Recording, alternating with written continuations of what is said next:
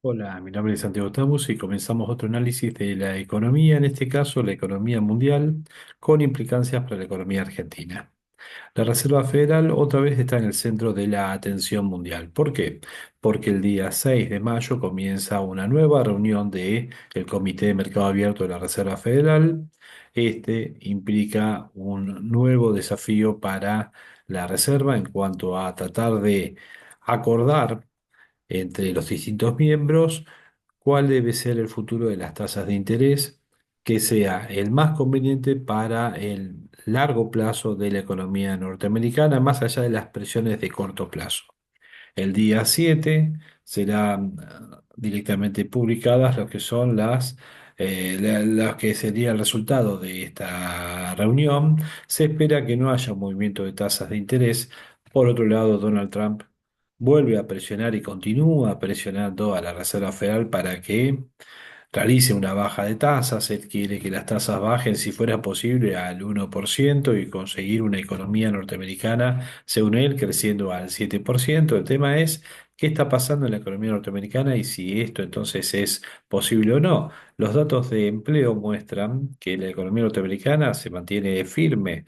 Más allá de las expectativas de una recesión como consecuencia de la guerra de aranceles, y sobre todo la incertidumbre sobre la política esquiva de Donald Trump, la política donde un día hace una cosa, otro día hace otra. Todo esto lleva a una menor inversión, un debilitamiento que ha tenido el dólar por un movimiento desde el dólar hacia otros activos como refugio incluso para los propios norteamericanos. En ese contexto, la Reserva Federal tiene una duda sobre qué es lo que debe hacer y es un verdadero desafío el tratar de responder a los mercados con lo estrictamente necesario y al mismo tiempo poder soportar la presión continua del presidente de Estados Unidos.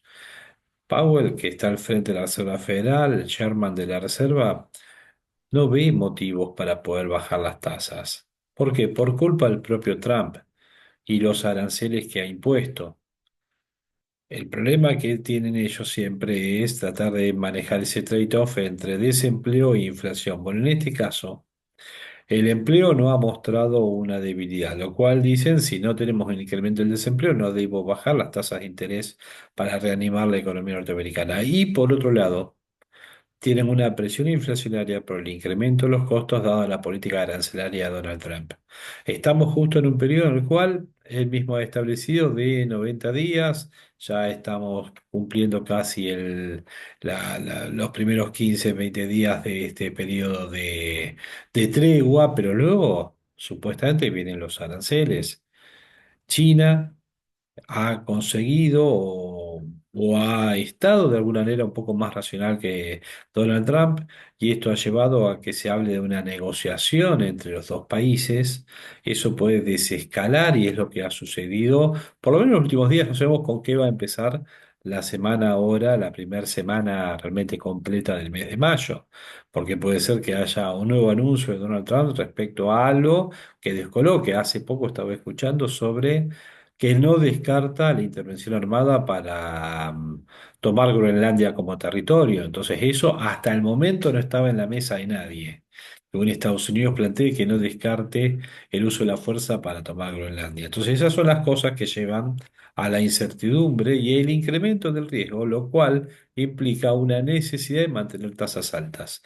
Ese es el desafío de la Fed, tratar de responder con lo adecuado, dado una situación económica imperante que es conocida, pero que al mismo tiempo continuamente es golpeada por nuevos inputs generados por el propio Donald Trump, que es quien pide que bajen las tasas de interés, pero que no hace demasiado, solamente si desescala sus políticas agresivas hacia el resto del mundo en términos comerciales, puede hacer bajar el conflicto, bajar lo que es la tensión comercial y por supuesto eso bajar un poco de riesgo sobre la economía norteamericana y la economía mundial, porque ya lo hemos dicho, si Estados Unidos entra en recesión, va a afectar a todas las economías, va a afectar a los commodities.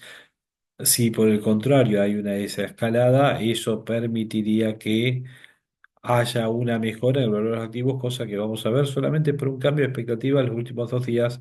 Mercados que estuvieron abiertos en algunas partes del mundo, pero cerrados para el caso de Argentina. Mientras tanto, los analistas, ¿qué es lo que esperan o qué es lo que plantean? Hasta la posibilidad de esta inflación por Estados Unidos, con recesión, pero al mismo tiempo con mayor nivel de precios. Y frente a esta inflación, libro Dormush, Macroeconomía, la solución es el incremento del tipo de cambio, lo cual implica un empobrecimiento mayor de la economía norteamericana y, por supuesto, nadie habla de haber resuelto el problema de la inflación. Entonces tenemos un examen muy grande que se va a estar dando esta semana. Veremos cómo responde la Fed. Vuelvo a repetir, muchos analistas no esperan que se cambien las tasas. Si uno mismo presenta su propio análisis, dirían, y es difícil que tenga que bajar las tasas de interés hasta por lo menos ver cómo suceden. Sí se descuenta que puede haber todavía dos bajas a lo que queda del año, todavía tenemos gran parte del año por delante y puede haber un par de bajas más. Recuerden que el año pasado la expectativa para este año eran de cuatro bajas de tasas de interés, ahora estamos hablando de dos bajas de tasas de interés, pero bueno, todo esto puede ser retroalimentado por nueva información. Si uno dice qué es lo fundamental que está rompiendo las expectativas del año pasado y las ha reconfigurado este año con otro tipo de expectativas menos positivas para la economía norteamericana y eso también para el resto del mundo, la lucha de los aranceles, la guerra de aranceles de Trump hacia el resto del mundo, ahora focalizado en China con Estados Unidos. Una China que está mostrando una altura mucho mayor en lo que es el desenvolvimiento respecto a Estados Unidos. Quizás lo que está tratando de hacer Trump y uno lee números y se encuentra con datos que no tiene todo continuamente en la cabeza, pero por ejemplo que la participación de tecnología en las exportaciones de China están duplicando a la participación de tecnología en el caso de Estados Unidos, que Estados Unidos está hablando de una reprimarización de su economía cuando está creciendo en la exportación de cereales o quiere ir al acero y quizás vender autos para el resto del mundo, está yendo a una industria, pero retrógrada, si no es que son autos eléctricos y no es que se está especializando en autos eléctricos baratos, sino que quiere otra vez que Detroit fabriquen autos y que las aceleras de Gary vuelvan a estar funcionando. Bueno, eso corresponde a un mundo que hizo sí a Estados Unidos líder a nivel mundial de 1920 hacia adelante, pero bueno, esto ya estamos hablando de otro mundo, de un mundo de 100 años después, donde la tecnología incorporada en los procesos productivos es la realidad, no el futuro. Y estamos hablando ya de empresas en China que están funcionando casi íntegramente con robots. Donald Trump quiere darle trabajo en las empresas industriales a los norteamericanos y los norteamericanos no quieren ese trabajo y otra parte del mundo que supuestamente es socialista, planificación central, están haciendo plantas directamente con robots. Otro tema importantísimo y vemos hacia dónde apunta porque Putin responde enigmáticamente. La guerra de Ucrania-Rusia y el acuerdo que se ha firmado durante la semana pasada en donde Ucrania da la posibilidad de la explotación a Estados Unidos de esas tierras llamadas tierras raras. Lástima que están en el Donetsk, que es territorio hoy ocupado por Rusia. ¿Hacia dónde apunta eso? Es una gran incertidumbre. Veremos estos días qué sucede o en estas semanas. Rusia pide tregua de 3 días, Zelensky dice no porque nos van a bombardear hasta el día anterior y desde el día posterior, ¿qué sentido tiene una tregua? Queremos una tregua de 30 días. Bueno, y ahí está el tema de Ucrania-Rusia, si entrega Crimea, qué pasa con Donetsk, Estados Unidos ahora tiene derecho a explotar las tierras ahí en ese territorio que ya ocupó Rusia. Es un aspecto muy importante, aunque no le demos tanta prensa en Argentina de lo que sucede en el resto del mundo, porque involucra a Europa, a Estados Unidos y a muchos países asiáticos que hoy están enlistados detrás de Rusia, como el propio Corea del Norte que abiertamente ya se ha aceptado que son tropas norcoreanas las que ayudaron a recuperar el territorio del Kursk de mano de Ucrania. Había comenzado una ofensiva a mitad, poco después de mitad del año 2024, se tomó territorio de Rusia y Rusia consiguió hace muy poco tiempo sacar a las tropas ucranianas de su territorio y Abiertamente ya sí se agradeció a Corea del Norte y la provisión de su ejército para poder cumplir con esa tarea, apoyando al ejército ruso en este territorio. En definitiva, hay un tratado de acuerdo de defensa entre los dos y las tropas norcoreanas estuvieron peleando dentro del territorio ruso. No invadieron Ucrania. ¿Mm?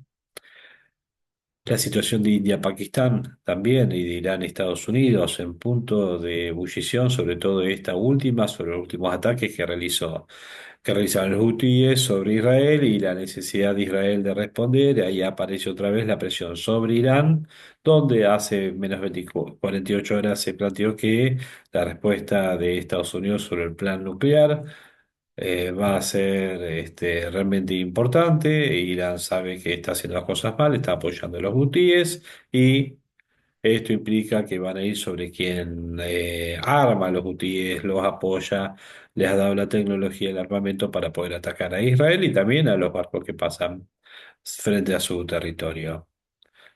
Volvemos a aspectos importantes. El propio Trump y la Fed. Semana pasada pedía que se vaya Powell. Powell ahora tiene la semana que viene, esta semana que se inicia la reunión. Y en definitiva tenemos un mundo muy conflictuado, un mundo muy diferente al de los años anteriores, donde muchos países están empezando a destinar más puntos de su PBI al armamento. Tenemos que ver si eso es expansivo o recesivo, cómo da a las posibilidades de crecimiento y desarrollo para una economía como la Argentina.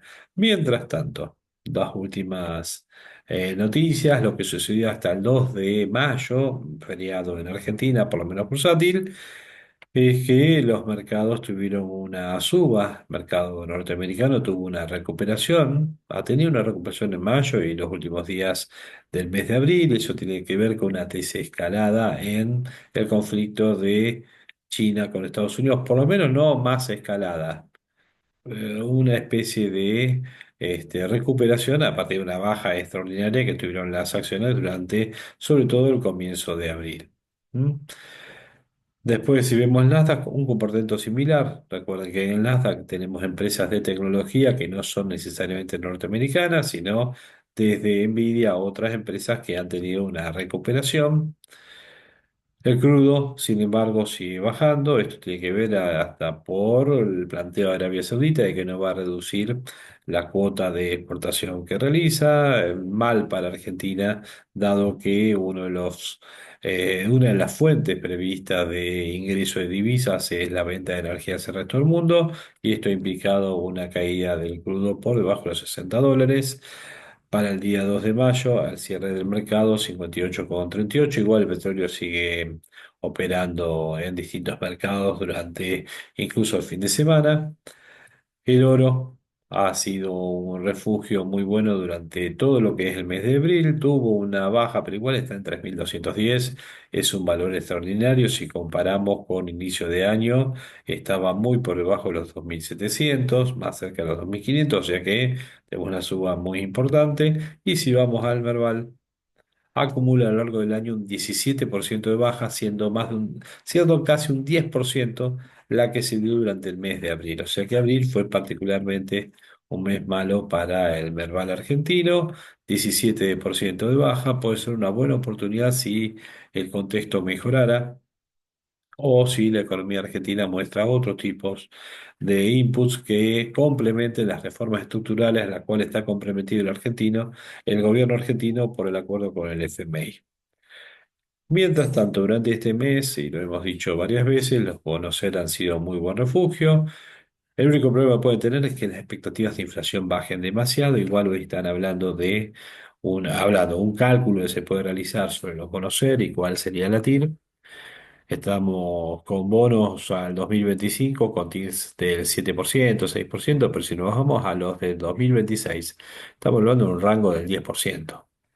Último video anterior estaban en 9,60, ahora estamos ya en un rango del 10%. O sea que es bastante interesante invertir sobre inflación, mejor de los puntos posibles, que termine una inflación del 30%. Entonces esta es una rentabilidad del 40%.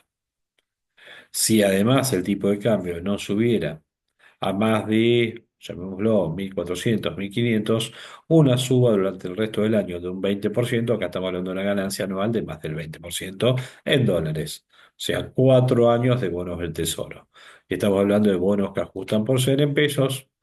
Difícilmente el Tesoro argentino no cumpliría con estas obligaciones, a diferencia de lo que ya está pasando con algunas ONs y empresas que, engolosinadas con el blanqueo, salieron a buscar dólares y ahora se encuentran con dificultades de pago, como el caso de Albanesi y otras empresas también vinculadas al agro que tienen dificultades.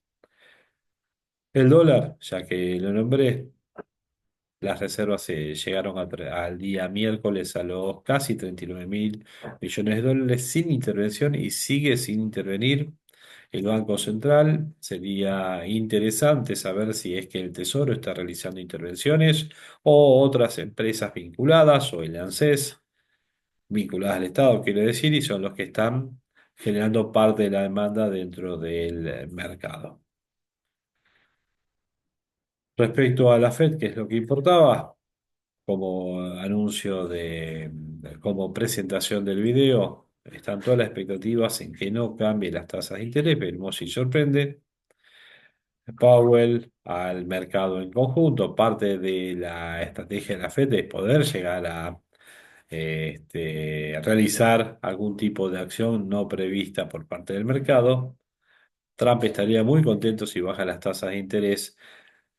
Dado el contexto que estamos viviendo, pareciera más que no lo debieran hacer, pero veremos qué es lo que sucede. Bueno, mi nombre es Santiago Tamus, esta es una pequeña presentación del inicio de la semana. Cualquier tipo de comentario bienvenido sea, ya sea debajo de este video, en YouTube o la red social que lo estén viendo, sino también desde la página web de Consultor Financiero, desde donde en el espacio de contacto se puede justamente enviar un email y quedan todo el contacto para poder responder. Y si no, directamente por email, bienvenido sea a santiagotamouse@gmail.com y buscaremos poder responder. Hasta luego, buen inicio de semana y que hagamos todos buenos negocios.